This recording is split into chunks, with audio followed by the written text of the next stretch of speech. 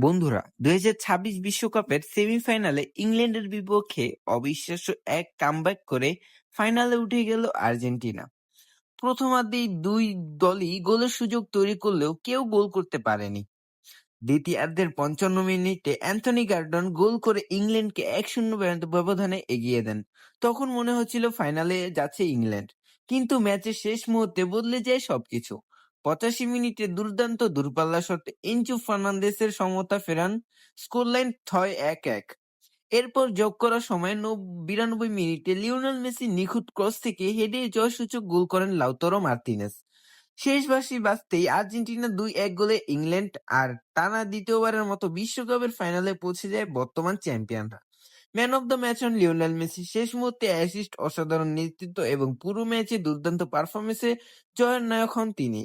তোমার মতে স্পেনের বিপক্ষে ফাইনালে আর্জেন্টিনা কি শিরোপা ধরে রাখতে পারবে? কমেন্টে জানাও। আর হ্যাঁ, অবশ্যই সাবস্ক্রাইব করতে ভুলবে না। সিএ ফারানা।